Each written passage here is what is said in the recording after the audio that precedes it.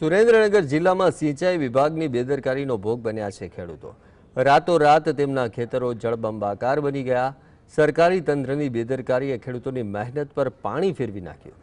ધરતીપુત્રોને લાખો રૂપિયાની નુકસાનીમાં ધકેલી દેવાયા અને હવે કોઈ જવાબ આપવા માટે તૈયાર નથી।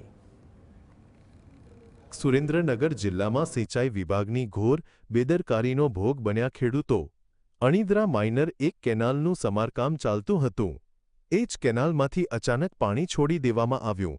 ન કોઈને જાણ, ન કોઈને ચેતવણી, ન કોઈ ખબર।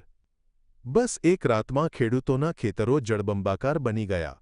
સવારે 4 વાગ્યે જ્યારે ખેડૂતો પોતાના ખેતરે પહોંચ્યા ત્યારે ખબર પડી કે ખેતરમાં ગઈકાલે જ તેમણે જીરું અને વરિયાળીનું વાવેતર કર્યું હતું। તેની વચ્ચે હવે 2-2 ફૂટ પાણી ભરેલું હતું। ઘઉંના નાના નાના છોડ ડૂબીને લીલા થઈ ગયા। કપાસના ઝાડ પાણીમાં ડૂબેલા અને એરંડાના થડ પડી ગયા। નિષ્ઠુર અને નિંભર તંત્રના વાંકે ખેડૂતોને એક જ રાતમાં લાખો રૂપિયાનું નુકસાન થયું અને તેમની આખી મહેનત પર પાણી ફરી ગયું। અમારા કેનલમાં પાણી બરોબર એ લોકોએ એટલું બેફામ છોડ્યું કે કેનલનું કામ રિપેરિંગ કામ ચાલુ છે બરોબર, અને એ લોકોને ખબર છે કે આ પાણી આવવા ન દેવું તો પણ પાણી આવવા દીધું। અત્યારે અમારા 10 થી 15 ખેતરમાં તમે જુઓ એટલે જળબંબાકાર પાણી ભરાઈ ગયું છે બરોબર।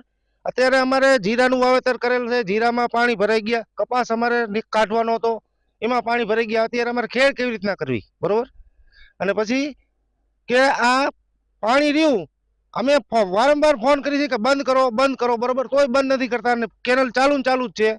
હજુ કેનલ ચાલુ જ છે, હજુ હાલની તારીખમાં અત્યારના સમયે પણ ચાલુ છે બરોબર। 15 થી વધુ ખેડૂતોના ખેતરોમાં પાણી ભરાઈ ગયું છે। કોઈનું જીરું, કોઈની વરિયાળી, કોઈનો ઘઉં, કોઈનો કપાસ બધું ડૂબી ગયું। ખેડૂતો પાસે ન તો પાક વીમો છે, ન તો સરકારી સહાયની આશા। મોટો સવાલ તો એ છે કે કેનાલનું કામ ચાલતું હતું ત્યારે પાણી કોણે છોડ્યું?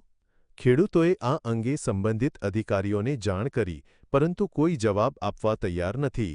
રાતે ફૂલ પાણી છોડી અને પાછું 8-10 ખેતરોમાં પાણી ભરી મૂક્યું છે। જીરું વાયેલું હતું, બીજું જે કપાસ જે ઉખાડવાની તૈયારી હતી અમારી અને એમાં ખેડ કરતા હતા એમાં પાણી ફરી વળ્યું છે। એટલે હવે અમારે પાક જે રહ્યો એ 15 દી લેટ થાય છે, જીરામાં અમને નુકસાન આવશે।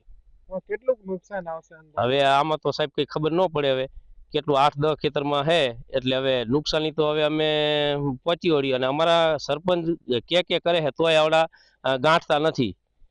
કોન્ટ્રાક્ટરે ગાંઠતા નથી કે સાહેબો ગાંઠતા નથી। અમારા સરપંચે 2 વાર કીધું કે તમે અહીંયા આગળ તમારી જવાબદારી છે, તમે પાણી ઓછું કરાવો, તોય આવડા કંઈ કરતા નથી।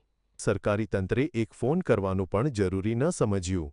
પાણી છોડી દીધું એટલે ખેડૂતોના પાકનો દાટ વળી ગયો।